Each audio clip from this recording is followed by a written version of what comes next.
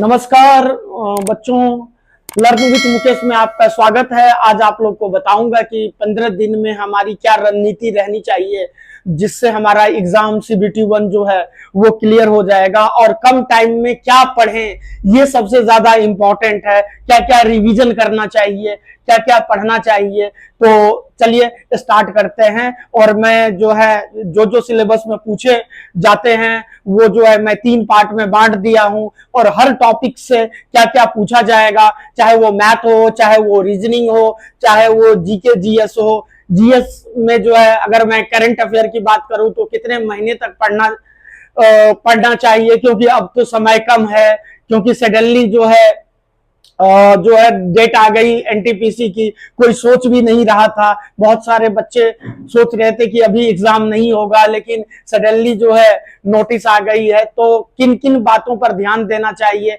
आपको घबराना नहीं चाहिए, आपको पेशेंस रखना है और अपनी तैयारी को जो है निरंतर प्रयास करते रहना है और लास्ट तक आपको जो है अच्छे से मेहनत करना है। तो चलिए अब जो है आप लोगों को सिलेबस बताता हूं कि आपको कम समय में क्या क्या पढ़ना है। तो सबसे पहले देखिए कि अगर मैं मैथ की सिलेबस की बात करता हूं तो मैथ में जो है परसेंटेज में दो से 3 क्वेश्चन आएंगे। प्रॉफिट लॉस हो गया और डिस्काउंट हो गया, टाइम एंड वर्क हो गया, पाइप एंड किस्टन हो गया, SI एंड CI हो गया, टाइम एंड डिस्टेंस हो गया, एंड स्पीड एंड ट्रेन हो गया, बोट हो गया और नंबर सिस्टम है। तो कम से कम जो है नंबर सिस्टम में जैसे लास्ट ईयर में LCM SCF रिकरिंग डिजिट से क्वेश्चंस आए थे, डिविजिबिलिटी के रूल आए थे, विभाज्यता का नियम 11 से कौन डिविजुअल है, और बीच में जो है डेटा दे देते हैं XY की वैल्यू जो है 88 से X और Y के जगह क्या रखें जो 88 से डिविजुअल है। तो इस टाइप की कंडीशन पेपर में पूछे जाएंगे और जो है लास्ट ईयर भी पूछे गए थे। उसके बाद बात करूं तो मैं एडवांस में जो है आपको अलजेब्रा पढ़ लेने हैं और जो है उसके बाद जो है ट्रिगोमेट्री में आपको बेसिक चीजें पढ़नी है, ज्यादा डीप नहीं जाना है। एक आपको फॉर्मूले बेस पे, जो प्रॉपर्टी बेस पे क्वेश्चंस होते हैं उस पे आपको फोकस करना है।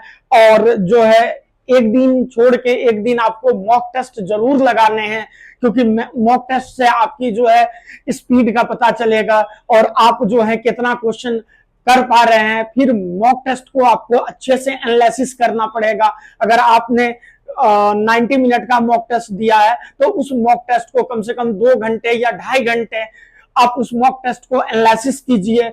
और जो है अब बात करते हैं हम रीजनिंग की। तो रीजनिंग में जैसे आपको कोडिंग डिकोडिंग पे ज्यादा प्रैक्टिस करना है। 5 टॉपिक ऐसे हैं जो आपको ज्यादा से ज्यादा प्रैक्टिस करने हैं, जैसे कोडिंग डिकोडिंग हो गया, उसके बाद जो है ब्लड रिलेशन हो गया, उसके बाद डिस्टेंस डायरेक्शन हो गया, उसके बाद कैलेंडर हो गया, उसके बाद जो है क्लॉक हो गया, और उसके बाद जो है पजल हो गया। पजल में जो है आपको लाइनिंग पजल हो गया, सर्कुलर पजल हो गया जिसे सिटिंग अरेंजमेंट कहते हैं। उसके बाद जो है रैंकिंग पे ध्यान देना है। तो रीजनिंग के इतने टॉपिक को आप प्रैक्टिस कीजिए। और जो है उसके बाद जो है कथन निष्कर्ष जो है स्टेटमेंट एंड कंक्लूजन, उसको थोड़ा सा जो है आप प्रैक्टिस कीजिए। उसमें जो है जो क्वेश्चन में कहता है स्टेटमेंट में वही बात सत्य होती है, उसके अलावा जो है कुछ भी सत्य नहीं होती है। तो आप अगर प्रैक्टिस करेंगे तो चीजें आसानी से आ जाएगी और आपका क्लियर हो जाएगा। उसके बाद मैं बात करूं जीके जीएस का, तो जीके जीएस जो है बहुत ज्यादा सिलेबस है जीके जीएस में। तो आपको मेन चीजें पे फोकस करना है।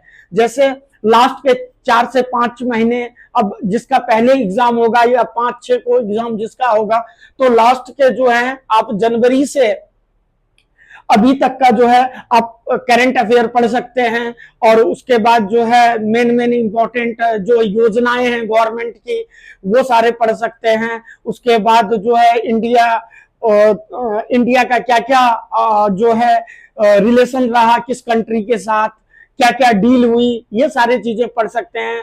कौन कौन से देश में नए प्रधानमंत्री बने, कौन से पार्टी से हैं, तो ये सब चीजें आप जो है करंट अफेयर का जनवरी से लेके अभी तक का आप करंट अफेयर पढ़ सकते हैं। उसके बाद अगर मैं बात करूं साइंस की, तो साइंस में आपको ज्यादा नहीं पढ़ना है, कम टाइम है, तो फिजिक्स में जो है लाइट और करंट को आप पढ़ सकते हैं, क्योंकि इससे ज्यादा क्वेश्चन पूछे जाते हैं पेपर में।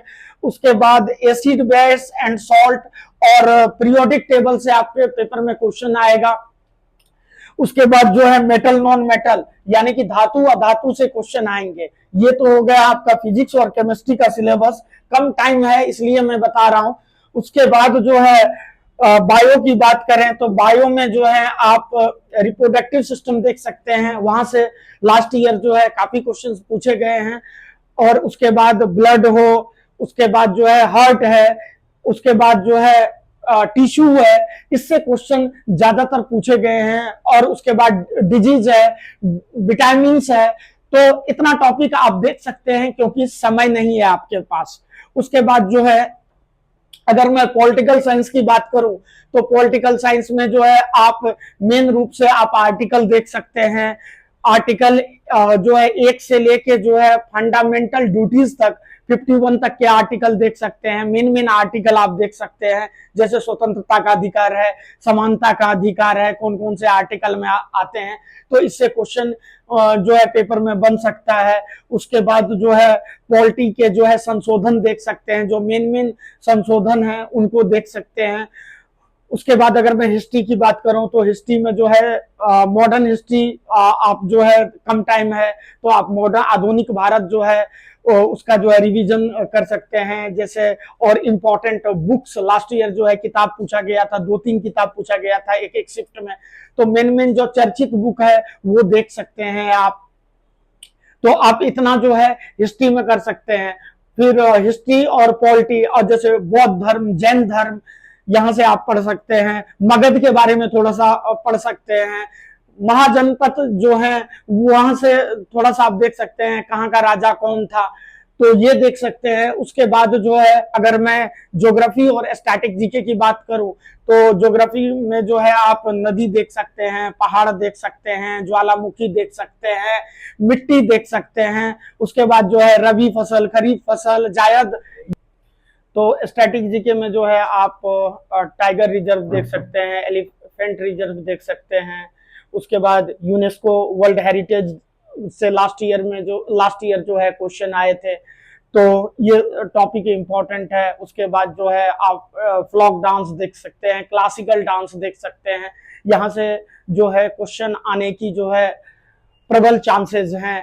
तो आप जो है मैं कल से जो है आप लोगों को 10 मैथ्स के जो है इंपॉर्टेंट क्वेश्चन कराऊंगा, और जो है पेपर में जो है एकदम आने के चांसेस होंगे ऐसे क्वेश्चन जो लास्ट ईयर क्वेश्चन पेपर में आया हुआ था, और जिस टाइप के क्वेश्चंस पेपर में पूछ सकते हैं, ये जो है मैं उस टाइप के क्वेश्चन कराऊंगा। आप अगर परसेंटेज देखना चाहते हैं कंप्लीट, तो हमारी प्लेलिस्ट पड़ी हुई है, जो है परसेंटेज की पूरा कंप्लीट प्लेलिस्ट पड़ी हुई है। उसके बाद ट्रिगोमेट्री का जो है पूरा कंप्लीट अगर आप देख सकते हैं, तो एनटीपीसी में जो है उससे बाहर पेपर में क्वेश्चन नहीं पूछेगा। और जो है अभी जो है प्लेलिस्ट जो है प्रॉफिट लॉस की भी बन रही है, तो आप इतना देख सकते हैं। तो कल से जो है मैं 10 मोस्ट इंपॉर्टेंट जो पेपर में क्वेश्चन पूछने वाले होंगे मैथ्स के, वो मैं आप लोगों को कराऊंगा। और कुछ जो है स्टैटिक जीके की भी अगर आप लोग का कमेंट्स आया, तो स्टैटिक जीके के इंपॉर्टेंट टॉपिक के जो क्वेश्चंस पेपर में आ सकते हैं वो कराऊंगा। उसके बाद जो है बुक्स एंड राइटर्स जो है वो इंपॉर्टेंट है, क्योंकि लास्ट ईयर क्वेश्चन 1 से 2 तो पेपर में पूछा ही गया था, तो वो भी इंपॉर्टेंट है। उसकी भी जो है मैं जो है वीडियो डाल दूंगा। तो कैसा लगा? आप अभी तक हमारे चैनल को लाइक शेयर एंड सब्सक्राइब नहीं किए हैं, तो चैनल को लाइक शेयर एंड सब्सक्राइब कर दीजिए, ज्यादा से ज्यादा लोगों तक वीडियो शेयर कर दीजिए। Thank you so much.